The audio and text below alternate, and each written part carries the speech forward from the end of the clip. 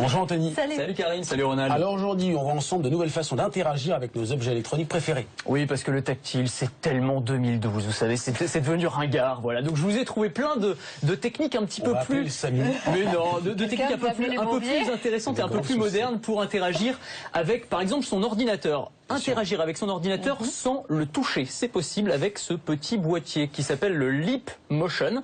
Vous allez le poser en fait sur votre ordinateur et vous allez pouvoir en fait mimer les gestes devant l'ordinateur. Vous voyez, là, par exemple, je fais bouger mon fond d'écran. Alors c'est un peu le même principe que le Kinect, vous savez, le système de jeu sans manette de Microsoft, sauf que là c'est adapté aux ordinateurs. Alors là, je l'ai juste mis sur le fond d'écran pour vous montrer à quoi ça ressemblait, mais il y a plein d'applications possibles, notamment dans les jeux vidéo, on s'en doute, on va pouvoir tirer sur les ennemis simplement en bougeant les doigts comme ça.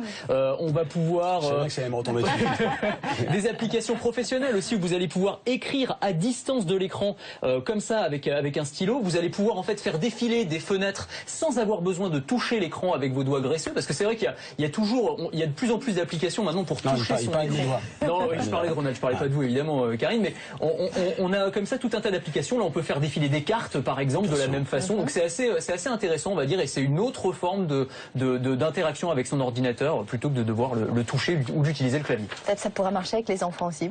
Exactement, c'est ça. Justement, une technologie qui permet de contrôler la distance des objets physiques. Alors ça, et je pèse mes mots, c'est l'une des technologies les plus impressionnantes que j'ai vues, je pense, ces 6 derniers mois. C'est assez compliqué à décrire, mais vous allez comprendre tout de suite le principe.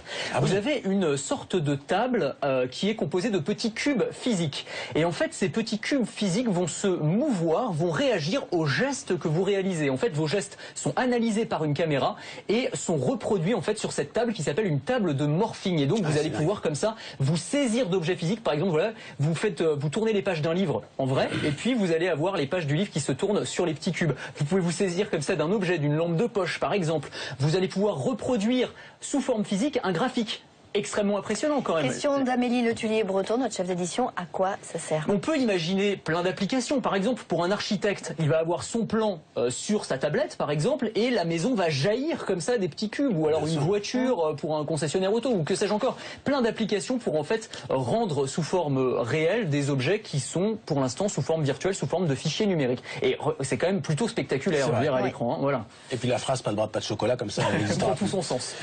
On avait déjà parlé. Piloter avec des yeux, c'est possible, Anthony? Oui, alors c'est une grande tendance effectivement sur les téléphones mobiles, on commence à voir ça apparaître sur certaines télés. Là c'est pour l'ordinateur, ça s'appelle The Eye Tribe. C'est comme le petit boîtier que je vous ai montré tout à l'heure, Leap Motion, vous le placez sur l'ordinateur et vous allez pouvoir faire défiler par exemple un plan en clignant des yeux ou alors en tournant la tête vers la droite ou vers la gauche. Là encore, pas besoin de toucher son écran graisseux quand on fait la cuisine. Par exemple, on va pouvoir... Vous, hein. Oui, avec les... je suis un peu... je suis un petit peu maniaque moi, mais bon, c'est pas grave, on en parlera une autre fois de ça. Non, on va en parler tout de suite.